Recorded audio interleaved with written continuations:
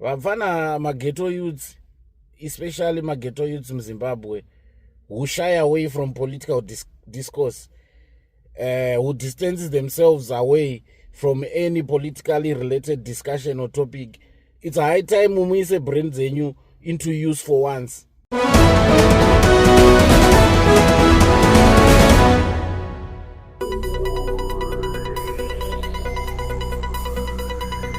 Mhuri Zimbabwe kusangana zvekare kwatiri kuita pano paMbire TV patinokupakurirai nhau dzezviri kuitika munyika yedu yeZimbabwe.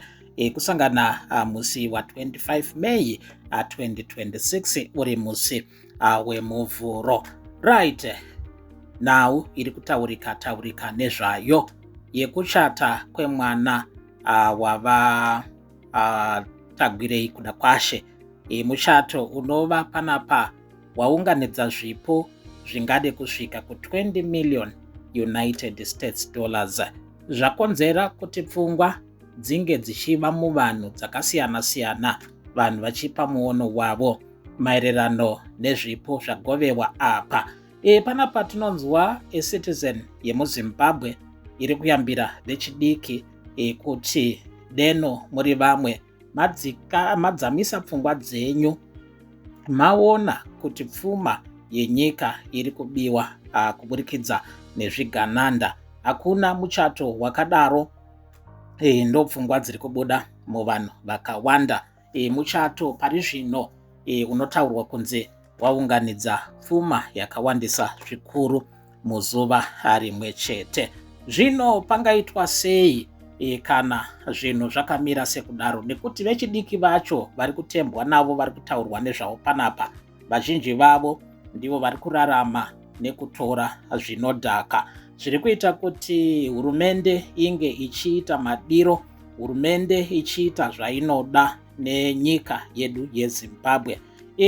Gungano iri raifanirwa kunge rakapindwawo navice president, asi vice president naRBZ governor vakanga vari kugoromonze kufamu ravachiwenga, uko vakanga vachiratidzana zvishandwa zviri kuitwa ikoko. Zvinoratidza kuti RBZ governor anenge anga asinawo kukokwa pamusangano uyu. Zviri kuratidza kuti pane kusanzwanana pakati pagovernor nehurumende yava Emerson Mnangagwa. Ameno chokwadi chichabuda mukufamba kwemazuva kuti zviri kufamba sei naRBZ governor akanga asipo pagungano iri, asi permanent secretary muofisi yehurumende yegurukota rinoona nezvekufambiswa kwemari vaguva matanga vakanga varipo pagungano iri, vakagova mari inoita iyo 250,000 pamwe chete nemombe dzinoita idzo 25 dzine zamu, kureva kuti munhu iyeye atove nemombe 50 muchiitiko chimwe chete. Zvakaoma mufunge, asi ndo mashoko. Regai tinzwe panapa mumwe mutauri ari kupa yambiro kune vechidiki venyika yeZimbabwe. Vapfana maghetto youths, especially maghetto youths in Zimbabwe, who shy away from political discourse, who distances themselves away from any politically related discussion or topic. It's a high time muise brain zenyu into use for once. Your right to vote is going, and let me tell you, ZANU-PF is on a mission to create empires for themselves. While you languish in poverty, while you uchimuka karara mudhani ramama wako, someone who is 33, someone who is 32, someone who is a graduate. Look over the weekend, the extravagance that was displayed at one of the most known, well-known Chigananda. I mean, we do not care how business people use their money. It's entirely their prerogative. But if you're a business person who interferes and who facilitates state looting, you become a state enemy. All those people who were at that wedding, their financial dealings are known. Their financial sources are known. They are all looting. But look what they do for their kids. And following stupid musicians, stupid young musicians, the likes of Angel Aisha and all those who are going now to beg for bread and kneeling down before these ZANU-PF cronies. We know you. And we are still, this is the beginning. We will talk of revolution until we have a people's revolution. Because defeating ZANU-PF electorally is not going to work. It's quite clear. We are familiar with violence, politically related violence in the countryside. We are familiar with arbitrary arrests. We are familiar with trumped up charges against dissenting voices. The only voice that this country is going to listen to, and the only voice that's going to liberate this country, is a people's revolution. We need a revolution. We must lead a revolution. We must begin to engage with the youths and begin to talk about this inevitable revolution event that must take place in this country. My Bawawe and the $200,000 for $275,000. Kumana wangu imari yako. Murine muritogo. Kana usila usibatiza. Abana umiramushe. Ya. Chivayo. Chibabest. Saka tawene beki rakanyorwa kunzi werengai beki rakanzi Dr. KRT tikutangira pa beki renga rinoita 20,000 mukati me beki anzina wikino 250,000 muningina wacho akati ndingakundi mkoma vaisa 100,000 saka mbeki mune 250 plus 100 inoita mari kana usina kusimbatiza saterere aish ndarisipa message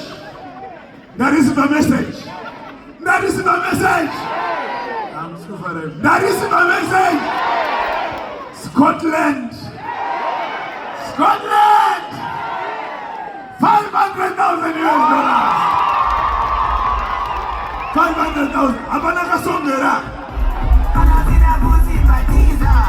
Zvichakadaro kune chimwe chizvarwa chenyika yeZimbabwe anotaura nyaya inosuruvisa zvikuru yekukuvara kwakaita amai vake vari kugungano rechechi uko kwavanotaurwa kunze vakaita deep cut vakachekwa naizvozvo zvaida an urgent medical attention ndokubva vaenda kulocal clinic kwavakataurirwa kunzi aiwa izvi zvava kuda kuenda kuti muende kuSalem Gabe Hospital kwavanotaura nhau yekuti vakasangana nezvavasati vamboona muupenyu hwavo uyezve anotaura kuti haatarisire kuti asangane nedambudziko munguva pfupi inotevera nekuda kwezvaakaona zvaanoti veduwe vamwe vanhu vanozosvika pakurasikirwa neupenyu nekuda kwesituation iri kuzvipatara nguva inotora murwere kuti aatendwe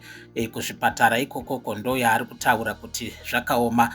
Vana chiremba vacho vanenge vachimhanya uku zviri kuratidza kuti nyika zvipatara zvemunyika zvine shortage yavana chiremba nana mukoti zvinoita kuti chiremba umwe chete ange achidiwa kumawadzi akawandisa zvikuru at the same time zvinova zviri kuita kuti vamwe vanhu vange vachizorasikirwa neupenyu. Regai panapa tinzwe hurukuro yake, hurukuro inosuwisa zvikuru yaakasangana nayo paakaendesa amai vake kuchipatara cheSalem Gabe Hospital muguta reHarare.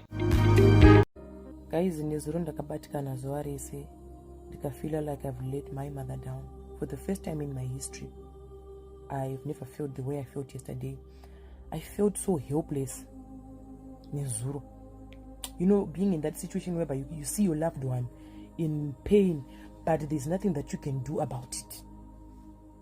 So let me tell you what happened in Nezuro. Nezuro mama wangu wakaenda kuchechi vachinokuenda mawindo. Ndobva vazoendaito vakumba hangu. So nditobhizi kusukana ndatofonerwa nevamwe mai vangu vaina kuchechi muzukuru wavo vanzi mama vako vaita sei vachekwa ruoko and it's a deep cut. Ndikati right, it's okay. Sana zvinhu ndisina mota. Kati right, ndoita sezvikanzi arega timbotanga tamhanya navo paclinic. Saka friend yavo ndo yakabva yamhanya bva yanovatora nemoto ndobva vaenda navo palocal clinic. Bva vasvika bva vabandage bva varifewa kuchi kuHarare hospital. Ndatofonera zvikanzi aruwa mama waita sei varifewa kuHarare hospital. Kati it's okay, regaita sei regai ndimhanya ndatomhanya vandabatana navo vatenda tese kupi kuHarare hospital. Tasvika paHarare hospital, guys, you know, let me say this. Pamene muchifaita paya nevanhu vaya vane mari muchiti hamuonere kuti Zimbabwe yaora chichichichika. Regai ndikudze kuti if you don't engage with government organizations, if you don't seek services from government hospitals, government schools, government organizations in general, you will never be able to fathom the depth of the dilapidation that has befallen our country. Saka munhu kutaramba muchinesana naye muchiti Zimbabwe iri kurwadza ka munenge muchitopedza nguva, because kana asingambotori services from government organizations they don't know anything. So tasvika pachipatara, doctor wacho kuti auye azoone varwere achizovaudza kuti iwewe enda kuna specialist nhingi, enda kuna ortho, iwewe enda kuna physician, iwe nonoona nhingi, kuti azouye. She took time. Takangogara, I could see my mom vakadai woroko kudai apa riri guys. Ndobva doctor ndobva azouya. Auya arida kusevha rudhende rwevanhu. Akati sevhei, akangosevha ndifunga 3-4 people. Ndobva atoti ndakuenda, ndiri kumhanyira kuemergency. Mama wangu asati wasevha, ndiri kumhanyira kuemergency. Munhu 1 ada kusevha vanhu vese hoba, akunzi akuenda aende kuemergency. And then ndobva aenda kuemergency kuya tasara takagara, ndobva azodzoka. Pakazodzoka ndakatombomona atobuda pado, akatora about 20 minutes achitaura nyaya nemanesi vachiseka chichipai kwakuzouya kwakuzoatenda kwakuzoti atenda. Ndobva tanzi ende munoona ortho. Andika dokta wemabhonzo, amene ndizvo zvandotaura, but iye anoona nezvemabhonzo. But aenda kunoona kunoonekwa nadokta wacho wemabhonzo. Hama dzangu ndati we took a decade kuti azouye, kwete kuti anga akagara anenge ari mune mamwe maemergency rooms achisevha vamwe vanhu ochizopedza ozochiuya. Anditi we took, takagara apa muri kutonhora apa nzara tagara paya kwakubva azouya kwakuzoti chiendai kupi, chiendai kuX-ray. Taenda kuX-ray room kwakwe ndakapinda namama wangu muroom macho munoitwa zveX-ray. Mama wangu apedza kuitwa X-ray. Handiti isusu toziva kuti unoitwa print out yechi-X-ray so that kunoda kuzoshandisa for your medical record unokwanisa kuishandisa. Wazani nemfesa aita X-ray ndokumbirawo foni yenyu. Tikati for what? Tikandoda kutora mapictures e-X-ray yamama wako pamonitor. Tikati kasa muchete zvemaprint out zvikanzi hatina zvikwanisiro mother. Very sorry. Hatikwanisa kuita print out because hatisi kukwanisa, like we don't have the adequate resources. What? Ndikati kosaka munhu anenge asina foni munoita sei zvikanzi panenge pakatopa unotoita plan kuti tsvage foni. Saka vanhu vachienda kunoitwa ma-X-ray, make sure munoenda mune mafoni ane moto, because foni yako ikadzima ziva kuti wapinda pamahwana uri kana unosina foni unotora mapicture zvadhakwa. Ndatomupa foni yangu ndatora mapictures eveyo. Kanzi inde munodzoka kuna dokta wayo wemabhonzo. Angabatiki. Takagara tichagara kwari kuatenda kavamwe. Isusu handiti nyiti yedu angatopedza nesu. Tamumirira kwakuzochiuya zvino. Achizouya kwakuzoti alright ndaona mapepa enyu so ende munomira kukiu rekusonwa. Munoziva nezuro ndakabatikana ndikati Mwaharika, I hope when my life is going to pull another stunt like this for me, I hope I'll be financially ready. Nokuti denanga ndine mari, guys, or if I could afford to take my mom to a private hospital, I would have done that, because nobody deserves to see their loved one in such a condition. Vakangobata roko kuda apa zvinora kuchibleeda zvemashwashwa. But I couldn't do anything. I was so useless at that point of time. I was so, I don't know. Ndobva tamira pakiu yekusono but zverafu rega ndinyebe. Let me talk about my personal experience and nditaura nezvevamwe. Chakanaka, they were very nice and they were very hospitable. They were very welcoming, they were very nice. Nekumhanya kwavaita, Otto anomhanya wadi yese achitenderera achibatsira vanhu vese, but they were so cheerful. kubva na9 achitoti vedu ndabvira kudhara ndichase ndataka chifu changu na9. Then zvadaro ndobva vazoenda kunosonwa. Mama wangu vari murumu yekusonwa, tatakagara takatasana neemergency room. Ndati pakauya stretcher bed revamwe mbuya pamberi pedu, so vaiti vachonge vakufa. Muemergency room manga mune mumwe munhu kaayatendi ihwanika emergency room yacho, saka mumwe anotomira. Takasimuka ndikaenda panze ndikati chiwine mwari wangu munhu zvachafa ndakamutarisa. So ndakazonoti no, dzimwe dzenguva chimwe chinhu ndinoti vanhu vafe kuzvipatara kwaikwai haisi nyaya kuti nguva inenge yakwana, but kutadza kwekubatikira kwezvinhu zviri kudiwa panguva iyoyo munhu ari mucritical situation ndokunototi dzimwe dzenguva vanhu vafe. Hama dzenyu dziri kufaka haisi nyaya yenguva. Ndakabva ndasimuka ndobva ndabuda kwakuzopinda paya later on kuemergency room rari rwanika, apinda paya abatsirwa mai vaya. Mama wangu ndobva vazobuda. Regai nditori pamusoro pemawheelchair.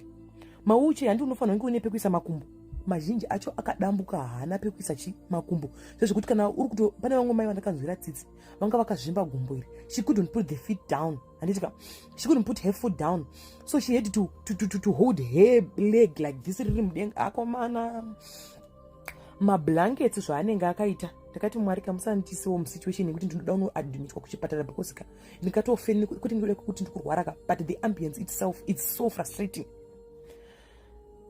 And then it makes me question something, guys. Each and every year we keep medical doctors and specialists. So are you telling me that our government cannot afford to employ adequate adequate medical doctors or specialists muward wokuti maauto kana ifana kuita 2 or 3 kana ma-physicians achifana kuita 2 or 3, so that people they don't wait 6 hours kuti munhu aone auto. Akomana ndati government munhu asingatori maservices ake kune government organization ka pano patinotaura ka siyana inyararai zvenyu because you don't know what we go through. Kana ukanyatsogara muZimbabwe uri an ordinary citizen like us, ndo paunonyatsonzisa kuti no, Zimbabwe has come to a detriment. I don't blame mwana uzobuda achienda kunze kwenyika nekuti Zimbabwe iri kurwadza kugara. And sometimes tinozocomplaina hedu kuti yowe madoctors azotibata rough, but guys regai ndikudze kuti vanhu vaya they overwork. And semanesi tindiudze kuti uri kushanda ukadaroka and then hamuna mari, like hamusi kupiwa mari handitika, and then you have to work like 24 hours 24/7 wakamira uchibatsira varwere. Pamwe pacho regai tizoitirwe rough asikana because had I been in the same shoes ka I don't know, but regai ndi acknowledge vanhu vaya kuti vakasimba ende vane mwoyo. Ukaende kokoko usina calling aunosiya basa nekuti vamwe varwere vacho munenge muchitonetsa, pamwe pacho mune muchingopopota. I know it's frustrating because papo unenge uchifungoti uraiti ndasvika kudhara ndamirira munhu otho wachasati auya apa iye angatoriwo busy, atoriwo frustrated kuti vedwe ndiri kubva kuemergency ndiri wani wadi yese, saka munoti ndita sei. And zvinhu zvishoma zvinhu like madrugs madikidiki akaita sana parasite roshaikwa pagovernment hospital. Government yedu dei yatitisawo plan because nyika yedu iri kurwadza kugara as an ordinary citizen. Ndakati mwari dai ndanga ndine mari yangu kapamwe ndiyangoendesa mama wangu kuprivate nekuti I cannot stand watching her like this. Guys, nezuro I broke down. Havasizive zvavo, but I prayed another prayer ngati mwari ka I hope next time pasvaitika ndinge ndane mari kuendesa mai vangu kuprivate because I cannot stand watching her like this.